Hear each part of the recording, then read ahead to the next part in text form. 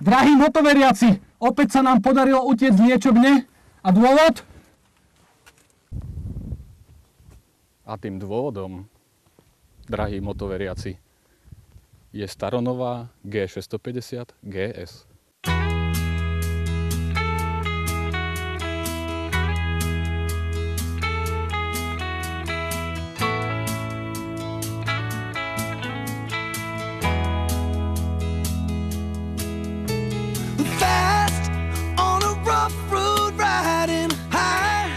O pohon tejto nemeckej krásky sa stará osvedčený motor z dielne rakúskej firmy Rotax o výkone 48 koní pri 6500 otáčkach a maximálny krúťací moment 60 Nm vrcholí pri 5000 otáčkach za minútu.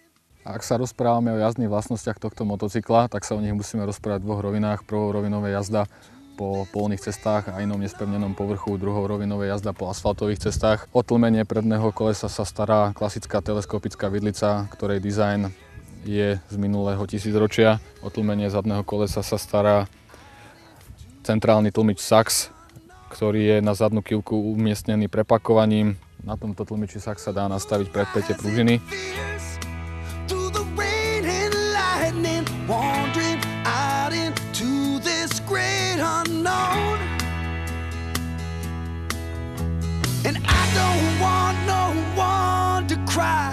But tell them if I don't survive, I was born free.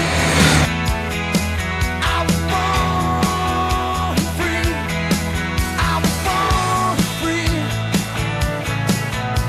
Born free. But free like a river raging strong is the wind I'm facing, chasing dreams and racing.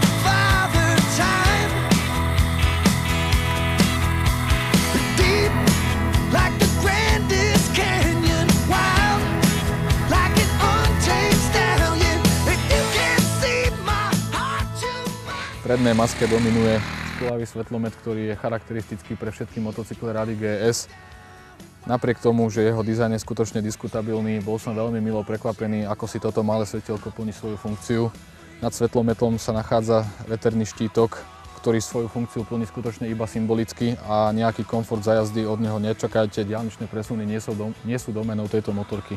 Na rozdiel od symbolického veterného štítku som bol v dobrom prekvapený funkčnosťou chráničov rúk, ktoré sú umiestnené na riaditkách, ktoré sú dizajnovo aj funkčne nadpriemerné. Sedlo je dobre dizajnovo aj ergonomicky riešené.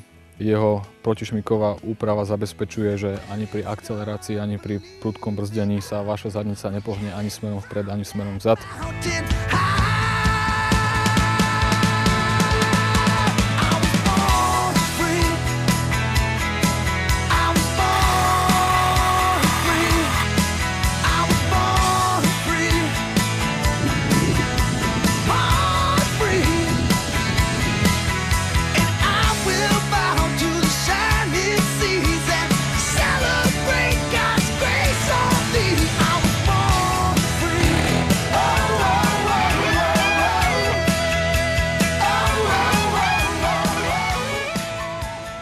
Ak sa pozriete na zadnú časť motocykla, tak uvidíte dve koncovky výfukov.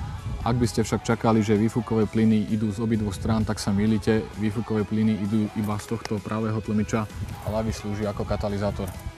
Čo by si nám povedal o tejto motorke? No nehovorí nič, ale smeje sa.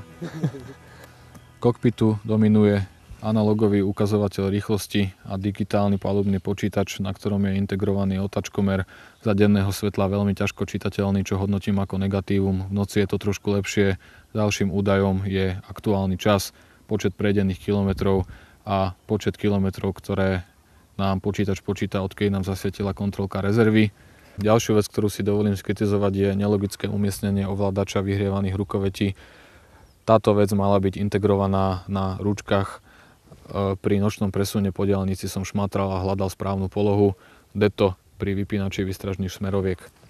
Ak rozprávame o nepodarených detailoch tejto motorky, tak okrem joklovinovej zadnej kyvky musíme spomenúť aj mohutné stupačky spolujazca, ktoré nepasujú k celkovému jemnému charakteru motorky. A takisto púzdra kozákov predných teleskopov, ktoré svojim dizajnom sú ako keby z predchádzajúceho tisícročia.